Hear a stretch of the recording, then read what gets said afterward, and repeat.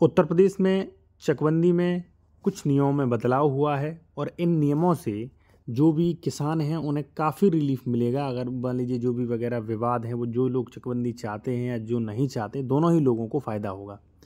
तो क्या कुछ नियम हैं, आइए समझते हैं।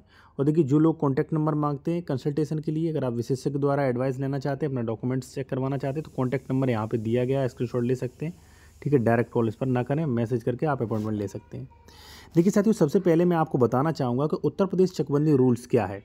उत्तर प्रदेश चकबंदी का नया नियम, प्रदेश में चकबंदी विभाग ने समस्त जिलाधिकारियों को निर्देश किए हैं कि अब किसी भी गांव में चकबंदी की प्रक्रिया तभी शुरू होगी जब वहां के गाटा संख्या धारक, यानी कि जहां वो जो भी मान लीजिए भूमिधर हैं, वहां के जो भी किसान हैं, उसके 3/4 यानी कि 75% किसानों की लिखित सहमति देनी होगी।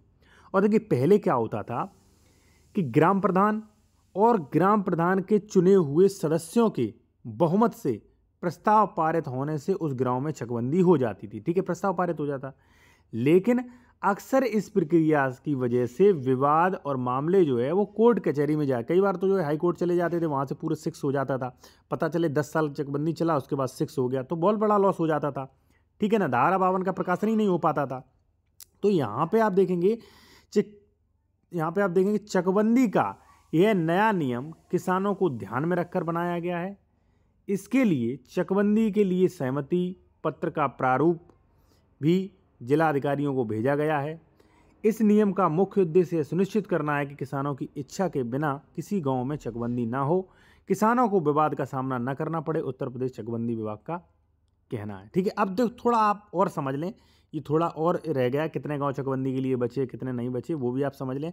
उससे पहले मैं कहूँगा साथियों, अगर आप जूनियर एडवोकेट हैं या मान लीजिए आप बेहतर वकालत सीखना चाहते हैं, ठीक है ना, बिना LLB की, तो आप ये बुक ले सकते हैं, इसका स्क्रीनशॉट ले लीजिए आप। ठीक है ना, ये प्राइस है, ये नंबर है। इससे फ़ायदा क्या होगा, जैसे मान लीजिए दाखिल खारिज रुकवाने हैं, तो अवैध कब्जा निर्माण हटवाने हैं, तो ठीक है, FIR, कैविएट, घोषणात्मक बाद, कब्जादारी की बेदखली, यहाँ पे वसीयत, प्रोवेट, भरण पोषण, सब कुछ इसमें मिलेगा। खासियत इस बुक की ये है कि जैसे मान लीजिए सीमांकन है, तो सीमांकन का ड्राफ्ट आपको मिलेगा। ठीक है ना, कैसे दावा करते हैं कोर्ट में। प्लस सबसे जरूरी चीज कि भाई इसमें जो है नोट्स भी ऊपर मिलेगा, आपको नोट्स भी हमारे मिलेंगे कि कब सीमांकन होगा, कब नहीं होगा, कब सीमांकन की जगह आपको अन्य धारा में जाना चाहिए, कब 116 में जाना चाहिए, 117 में, जो कोई बुक नहीं बताता है। तो ये इसमें फायदा होगा। ठीक है, इसी प्रकार से हमारा रजिस्ट्री का कोर्स है, जो लोग रजिस्ट्री सीखना चाहते हैं रजिस्ट्री का कोर्स ले सकते हैं। इसमें आपको दान पत्र, एग्रीमेंट, GPA, वसीयत, तितिम्मा, अपवाद, ठीक है ना, और मापन इकाइयां निकालना, सब कुछ इसमें भी मिल जाएगा। ठीक है, आते हैं अपने सीधा टॉपिक पर। देखिए साथियों, मैं एक चीज बताना चाहूंगा और मैं सरकार से भी कहना चाहूंगा थोड़ा, कि ऐसे कई गांव हैं जहां पर 1962 से चकबंदी नहीं हुई है। हमारा खुद का गांव है जहां पर 1962 से चकबंदी नहीं है।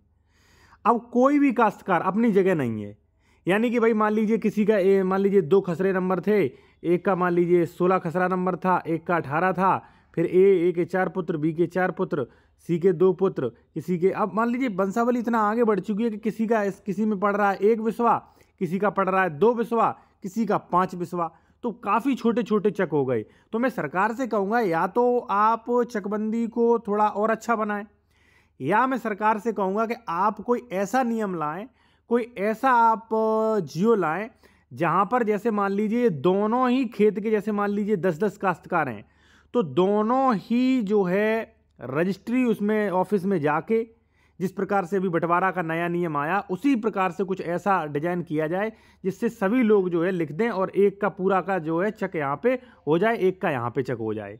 ठीक है ना, तो थोड़ा डीपली इसमें जाना पड़ेगा, क्योंकि देखिए चच्चर विषय भी नहीं पड़ता लोगों का, क्योंकि 1962 से चकबंदी नहीं हुई, कहीं ना कहीं गलत है। अब देखिए क्या कहा गया है कि चकबंदी 2 प्रकार की होती है, यानी कि ऐच्छिक और अनिवार्य चकबंदी। अब मैं तो कहता हूं कि जिनमें 1962 से चकबंदी नहीं हुई है उनमें अनिवार्य चकबंदी होना चाहिए, चाहे कितना भी दिक्कत हो। एक्चुअली चकबंदी से दिक्कत नहीं होता है, दिक्कत होता है भ्रष्टाचारी से। चकबंदी लेखपाल है, चकबंदी अधिकारी हैं, वो भ्रष्ट है। ठीक है ना, मैं सबकी नहीं कह रहा हूं, ठीक है, 90% तो भ्रष्ट बैठे हुए।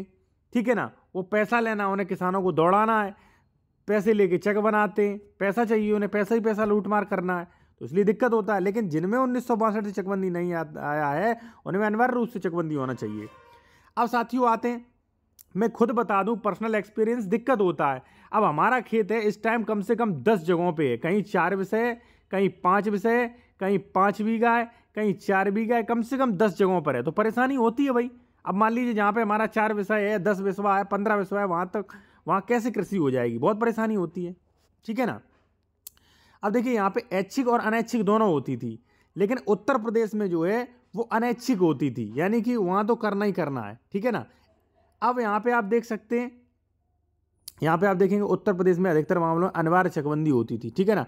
आपको बता दें उत्तर प्रदेश में कुल 1,07,529 राजस्व ग्राम है, जिनमें से 1,05,55 मतलब गाँवों में चकबंदी हो चुकी है, यानी कि 6,974 ग्राम ऐसे जहाँ चकबंदी नहीं हुई। वर्तमान में 1,767 गाँव चकबंदी योग्य हैं। तो ये है भाई। और मैं कहूँगा कि भाई जिनमें एक ही बार चकबंदी नहीं आई है उनमें निश्चित चकबंदी होना चाहिए और थोड़ा पारदर्शिता से होना चाहिए, ठीक है ना। तो ये था साथियों। बाकी आप कोई विशेषज्ञ द्वारा कानूनी सलाह लेना चाहते हैं, हमारा कॉन्टैक्ट नंबर ये दिया गया है, स्क्रीनशॉट ले सकते हैं। और अगर जो लोग मान लीजिए बेहतर वकालत सीखना चाहते हैं, स्क्रीनशॉट लेके कोर्स भी ले सकते हैं आप।